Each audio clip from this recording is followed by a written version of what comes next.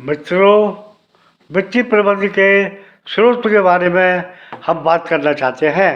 वित्तीय प्रबंधन के कौन कौन से सोर्स होते हैं, कौन कौन से साधन होते हैं, कौन कौन से उपाय होते हैं जिनके आधार पर आप वित्तीय प्रबंधन ठीक प्रकार से कर सकते हैं। तो इस संबंध में सबसे पहली बात है रिटेन्ड प्रॉफिट।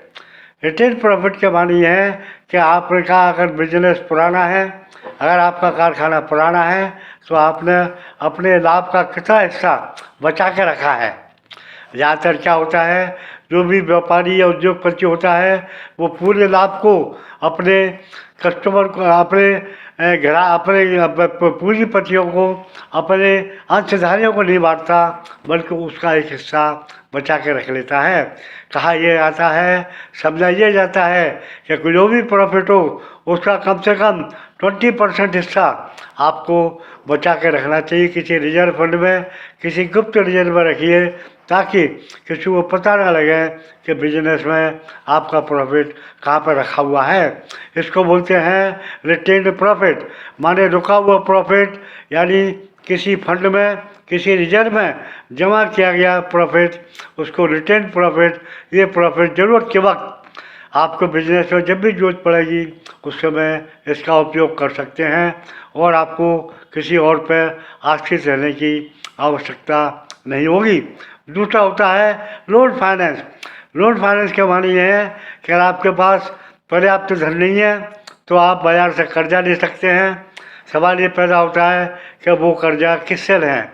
वो कर्जा बैंक से लें, व्यापारियों से लें, किसी संस्था से लें, सरकार से लें या विदेशों से लें।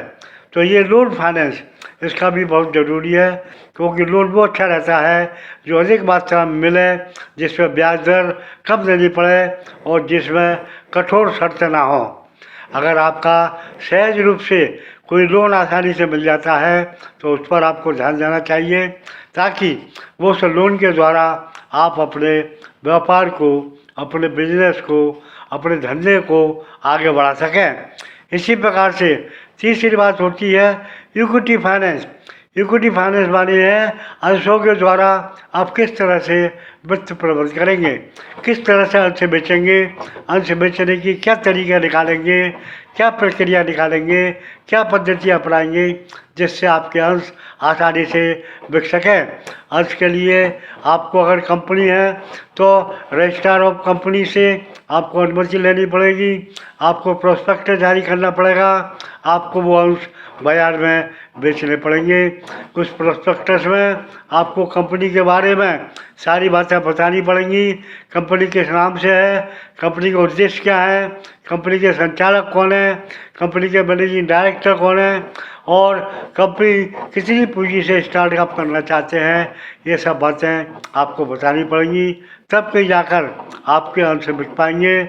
और ये अंश दो प्रकार की आप बेच सकते हैं, या तो समता अंश के बारे में बेच सकते हैं या पूर्वाधिकार अंश के बारे में।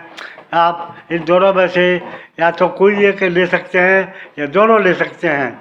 अच्छी योजना वो कहलाती है जब आप दोनों प्रकार के अंश किसी अनुपात में बाजार में बेचने की योजना बनाएं। समता अंशों में लिमिटेड डिविडेंड या लाभांश दिया जाता है, जबकि समता इक्विटी शेयर में नहीं, प्रेफरेंस शेयर में लिमिटेड प्रॉफिट दिया जाता है, जबकि इक्विटी शेयर में आपके प्रॉफिट की कोई सीमा नहीं होती। अगर प्रॉफिट ज़्यादा होता है तो वो ज़्यादा प्रॉफिट समता अंशधारियों को बांटा जा सकता है, और अगर प्रॉफिट कम होता है तो उतना ही कम प्रॉफिट समता अंशधारियों को दिया जाता है। तो ये तरीके हैं जिनके आधार पर आप वित्तीय प्रबंध का स्रोत, वित्तीय प्रबंध के स्रोत के अध्ययन कर सकते हैं और वित्तीय प्रबंध को आगे बढ़ा सकते हैं। मित्रों, अगर ये वीडियो आपको अच्छा लगा हो तो मेहरबानी करके सब्सक्राइब कीजिए। Thank you very much.